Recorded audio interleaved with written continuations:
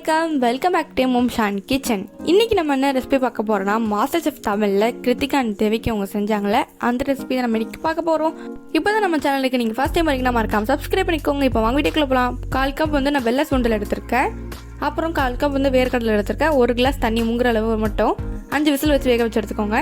இப்போ நான் வந்து ஸ்வீட் பம்ப்கின் எடுத்திருக்கேன்.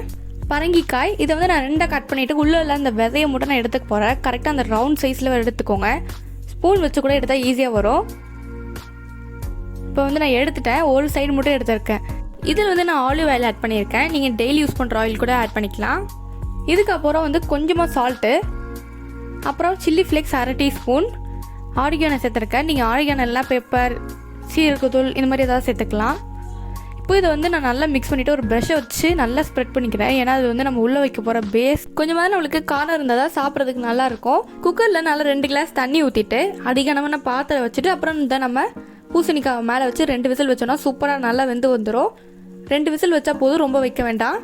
இப்போ வந்து நம்ம நல்லா வந்து கொலையை வேக வச்சோல, அந்த பருப்பு பட்டாணி எல்லாம் வேக வச்சோல, அதில் வந்து நான் உப்பு ஆட் பண்ணிக்கிறேன்.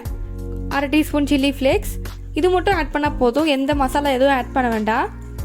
கிட்டத்தட்ட அது வந்து நம்ம அந்த சுண்டல் சாப்பிட்றோம் அந்த மாதிரி தான் இருக்கும். இப்போ வந்து நான் ஃபுல்லாக மிக்ஸ் பண்ணதுக்கப்புறம் தாளித்த எண்ணெயில் வந்து கடுகு, உளுந்து பருப்பு, அப்புறம் வேர்க்கடலை போட்டு தாளித்து நான் ஆட் பண்ணிக்கிறேன். உங்களுக்கு தேங்காய் திருவல் பிடிக்குன்னா அது கூட நீங்கள் சேர்த்துக்கலாம். இப்போ நம்ம பேஸ் வந்து நல்லா வெந்திருக்கு பாருங்கள். தொட்டோடனே நல்லா சூப்பராக இந்த மாதிரி இருக்கணும், வெந்த மாதிரி இருக்கணும், நல்லா வந்து சாஃப்டாக வெந்திருக்கணும். இதுக்குள்ளே நம்ம அந்த ஸ்டஃபிங் வச்சிடலாம்.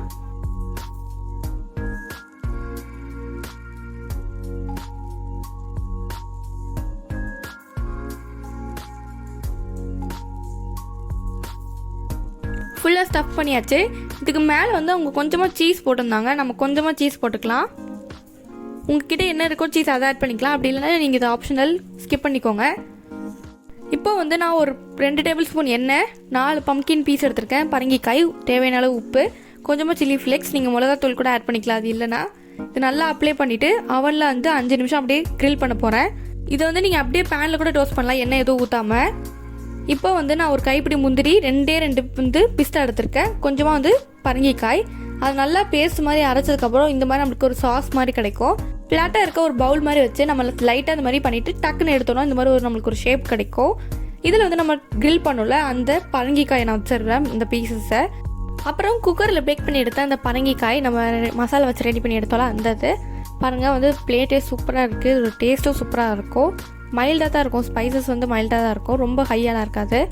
பாருங்கள், இது கட் பண்ணும்போது நல்லா சாஃப்டாக வருது.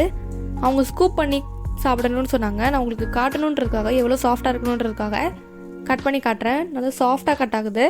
இதே ரெசிபி உங்களுக்கு பிடிச்சிருந்ததுன்னா லைக் பண்ணிக்கோங்க, ஷேர் பண்ணிக்கோங்க, மறக்காமல் சப்ஸ்கிரைப் பண்ணிக்கோங்க. பக்கத்தில் இருக்க அந்த பெல் ஐக்கானை கிளிக் பண்ணிக்கோங்க. அப்போ தான் நான் அடுத்தடுத்த வீடியோஸ் போட்டால் உங்களுக்கு உடனே நோட்டிஃபிகேஷனாக வரும்.